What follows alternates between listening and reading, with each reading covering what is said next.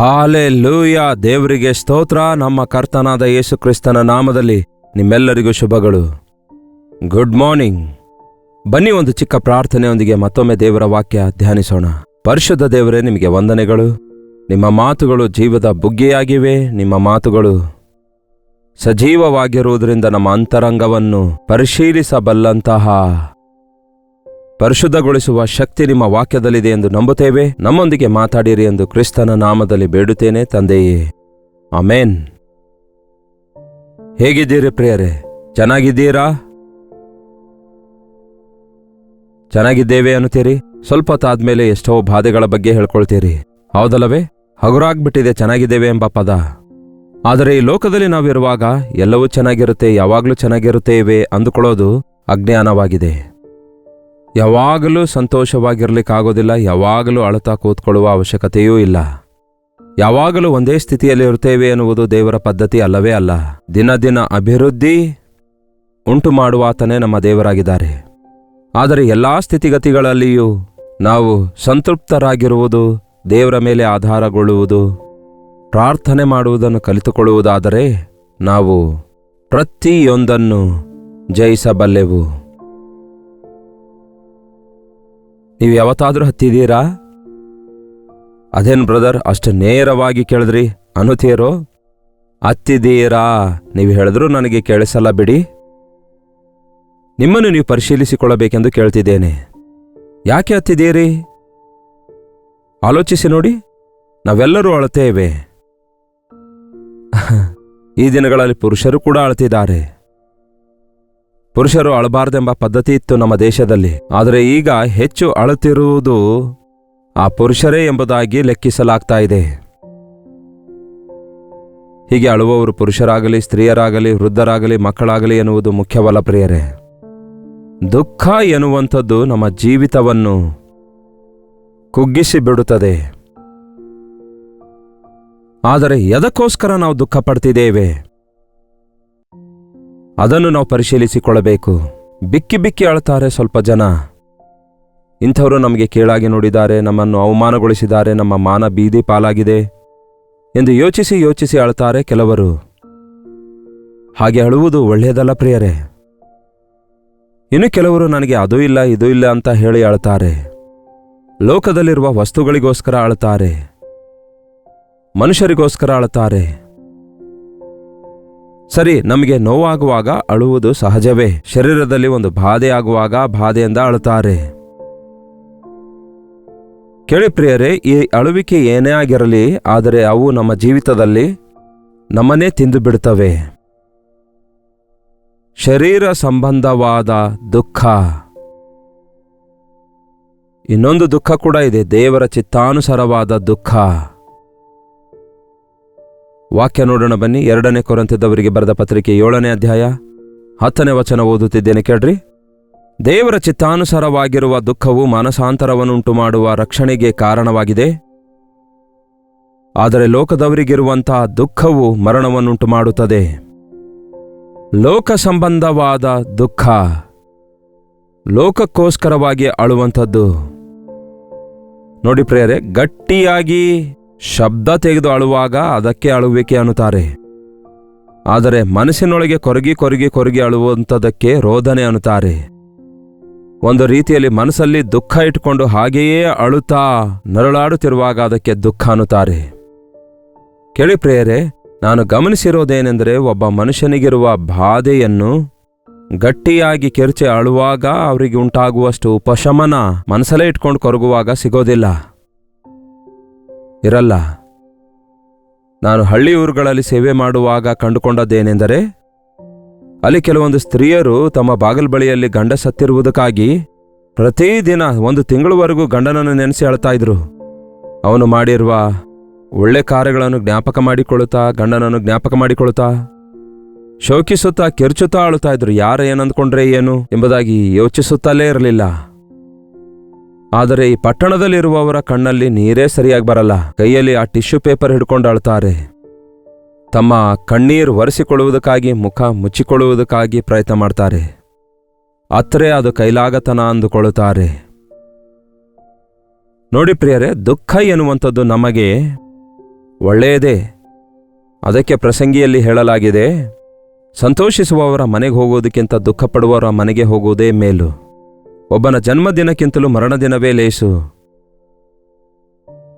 ನನಗೂ ಕೂಡ ಇಂತಹ ಮರಣ ಬರುತ್ತೆ ಎಂದು ಯೋಚಿಸಲು ಸಹಾಯಕರವಾಗಿರುತ್ತದಂತೆ. ಆದರೆ ಈ ಲೋಕದಲ್ಲಿ ಮನುಷ್ಯನು ಲೋಕ ಸಂಬಂಧವಾದ ಚಿಂತೆ, ಲೌಕಿಕ ಚಿಂತೆ ಮಾಡಿದವನಾಗಿ ದಿನೇ ದಿನೇ ಕುಗ್ಗಿ ಹೋಗ್ತಿದ್ದಾನೆ. ತನ್ನ ಆರೋಗ್ಯ ಹಾಳು ಮಾಡಿಕೊಳ್ತಿದ್ದಾನೆ, ಮನಃಶಾಂತಿ ಹಾಳು ಮಾಡಿಕೊಳ್ತಿದ್ದಾನೆ, ಕೈಲಾಗದ ಪರಿಸ್ಥಿತಿಗೆ ಏನು ಮಾಡದವನಾಗಿ ಉಳ್ಕೊಳ್ತಿದ್ದಾನೆ. ಅಷ್ಟೇ ಅಲ್ಲ, ಇಲ್ಲಿ ಪೌಲನು ಹೇಳಿರುವ ಮಾತು ದೇವರ ಚಿತ್ತಾನುಸಾರವಾದ ದುಃಖ. ಈ ಕೊರಿಂಥಿ ಸಭೆಗೆ ಪೌಲನಿಗೆ ಈ ದಿನಗಳಂತೆ ಪ್ರಸಂಗ ಮಾಡಲು ಆಗ್ತಾ ಇರಲಿಲ್ಲ. ಅವನು ಒಂದೇ ಸ್ಥಳದಲ್ಲಿ ಇರುತ್ತಾ ಇರಲಿಲ್ಲ. ಒಂದೇ ಸ್ಥಳದಲ್ಲಿ ಇದ್ದುಕೊಂಡು ಈ ರೀತಿ ಲೈವ್ ಕೊಡಲು ಆ ದಿನಗಳಲ್ಲಿ ಆಗ್ತಾ ಇರಲಿಲ್ಲ. ಹಾಗಾಗಿ ಪತ್ರ ಬರೆದು ಕಳಿಸುತ್ತಾ ಇದ್ದ. ಈ ಕೊರಿಂಥಿ ಸಭೆಯಲ್ಲಿ ನಡೆಯುತ್ತಿರುವ ಕೆಲವು ತಪ್ಪುಗಳ ಕುರಿತಾಗಿ ಅವರನ್ನು ಒಪ್ಪಿಕೊಳ್ಳುವಂತೆ ಮಾಡುವುದಕ್ಕಾಗಿ ದೇವರ ವಾಕ್ಯದ ಸಾರವನ್ನು ತೋರಿಸಿ, ದೇವರು ಆಶಿಸಿದ ಸ್ಥಾನದಲ್ಲಿ ನೀವಿಲ್ಲ ಎಂಬುದಾಗಿ ಒತ್ತಿ ಹೇಳಿ, ಅವರನ್ನು ಗದರಿಸಿ ತಿದ್ದಿ ಅವರಿಗೆ ಪತ್ರ ಬರೆದಾಗ ಅವರೊಳಗೆ ಕೆಲವೊಂದು ಜನ ಪಶ್ಚಾತ್ತಾಪ ಪಟ್ರು, ದುಃಖಪಟ್ರು. ಹೌದು, ನಿಜವೇ ಎಂದು ಅವರು ತಮ್ಮ ತಪ್ಪನ್ನು ತಿಳಿದುಕೊಂಡು ಪಶ್ಚಾತ್ತಾಪ ಪಟ್ಟಾಗ ಪೌಲನು ಹೇಳ್ತಾನೆ, ನೀವು ದುಃಖಪಡ್ತಿರುವುದಕ್ಕಾಗಿ ಸಂತೋಷ ಪಡ್ತಿಲ್ಲ, ಆದರೆ ನೀವು ದುಃಖಪಟ್ಟು ಮಾನಸಾಂತರ ಪಡುವುದಕ್ಕಾಗಿ ಸಂತೋಷ ಪಡುತ್ತೇನೆ ಅನ್ನುತ್ತಾನೆ. ಹೇಗೆಂದರೆ ನಮ್ಮಿಂದ ಯಾವುದರಲ್ಲಿಯೂ ನಷ್ಟಪಡಲಿಲ್ಲವಲ್ಲ, ಆದುದರಿಂದ ದೇವರ ಚಿತ್ತಾನುಸಾರವಾದ ರೀತಿಯಲ್ಲಿ ದುಃಖಪಟ್ಟಿದ್ದೀರಿ. ಪವಿತ್ರಾತ್ಮನು ನಮಗೆ ಒಪ್ಪಿಕೊಳ್ಳುವಂತೆ ಮಾಡ್ತಾರೆ. ನಮ್ಮ ತಪ್ಪುಗಳ ವಿಷಯದಲ್ಲಿ ನಮಗೆ ಒಪ್ಪಿಕೊಳ್ಳುವಂತೆ ಮಾಡುವಾಗ ನಾವು ಒಪ್ಪಿಕೊಂಡರೆ ಅದಕ್ಕೆ ಪಶ್ಚಾತ್ತಾಪ ಅನ್ನಲಾಗ್ತದೆ. ಆ ಒಳ್ಳೆ ಮಾತು ನಮಗೆ ಬೈಬಲ್ನಲ್ಲಿ ಯೇಸು ಹೇಳಿರುವ ಮಾತಾಗಿದೆ, ಮಾನಸಾಂತರ, ಪಶ್ಚಾತ್ತಾಪ, ರಿಪೆಂಟ್. ಈ ದಿನಗಳಲ್ಲಿ ಇಂತಹ ಬೋಧನೆಗಳಿಲ್ಲ. ಇವುಗಳ ಅನುಭವ ಮನುಷ್ಯರಿಗಾಗ್ತಿಲ್ಲ. ದೇವರು ಉಪಕಾರ ಮಹತ್ಕಾರ್ಯ ಮಾಡಿದರೆ ಹಲ್ಲೆಲೂಯ ಹಲ್ಲೆಲೂಯ ಅನ್ನುತ್ತಾರೆ ಹೊರತು ಹೃದಯ ಕದಲಿದೆಯಾ? ನಿಮ್ಮ ಪಾಪಗಳನ್ನು ನೀವು ಒಪ್ಪಿಕೊಂಡಿದ್ದೀರಾ? ನಿಮ್ಮಲ್ಲಿರುವಂತಹ ರಹಸ್ಯ ಪಾಪಗಳ ಕುರಿತು ನಿಮಗೆ ಮನವರಿಕೆಯಾಗಿದೆಯಾ? ನೀವು ಅವುಗಳನ್ನು ಒಪ್ಪಿಕೊಂಡಿದ್ದೀರಾ? ನೀವು ಮಾಡಿರುವ ತಪ್ಪುಗಳನ್ನೆಲ್ಲ ಗುರುತಿಸಿ ನೀವು ಪಶ್ಚಾತ್ತಾಪ ಪಟ್ಟಿದ್ದೀರಾ? ಪಶ್ಚಾತ್ತಾಪವೇ ಔಷಧಿಯಾಗಿದೆ ಪರಿವರ್ತನೆ ಹೊಂದುವುದಕ್ಕಾಗಿ.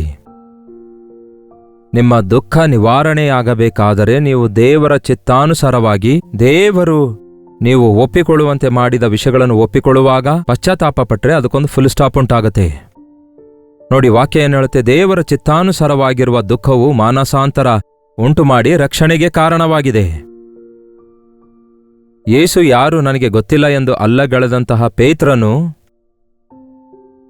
ಯೇಸು ಕ್ರಿಸ್ತನು ಪೇತ್ರನ ಕಡೆಗೆ ನೋಡಿದಾಗ, ಅವನು ಒಪ್ಪಿಕೊಂಡಾಗ, ತನ್ನ ತಪ್ಪನ್ನು ಗ್ರಹಿಸಿಕೊಂಡಾಗ ಒಳಗೆ ಹೋಗಿ ಬಹಳ ದುಃಖಪಟ್ಟು ಅತ್ತನೆಂದು ವಾಕ್ಯ ಹೇಳುತ್ತೆ.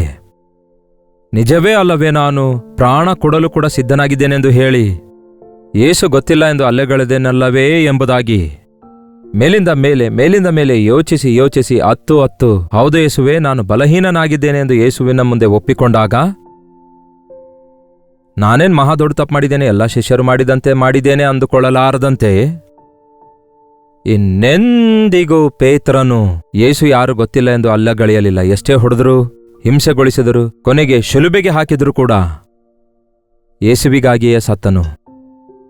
ದೇವರ ಚಿತ್ತಾನುಸಾರವಾಗಿ ನಾವು ದುಃಖ ಪಡುವಾಗ ಮಾನಸಾಂತರ ಉಂಟಾಗುತ್ತೆ. ಮಾನಸಾಂತರ ಅಂದ್ರೆ ಮನಸ್ಸು ಮಾರ್ಪಡುತ್ತೆ. ಮುಂಚೆ ನೀವು ಮಾಡಿದ ಹಳೆಯ ಕೆಲಸಗಳನ್ನು ಮಾಡಲ್ಲ, ಹಳೆಯ ಪಾಪಗಳಿಗೆ ಇನ್ನು ಅವಕಾಶವಿರಲ್ಲ. ನಿಮ್ಮ ಹೃದಯ ಮಾರ್ಪಡುತ್ತೆ. ಹೃದಯದಲ್ಲಿ ಪಾಪಕ್ಕೆ ಇನ್ನು ಸ್ಪಂದನೆ ಇರಲ್ಲ, ಪಾಪಕ್ಕೋಸ್ಕರ ಇನ್ನು ಆಸೆ ಇರಲ್ಲ. ಅದೇ ಯೇಸು ಕ್ರಿಸ್ತನು ಕೊಡುವ ನೂತನ ಜೀವಿತವಾಗಿದೆ.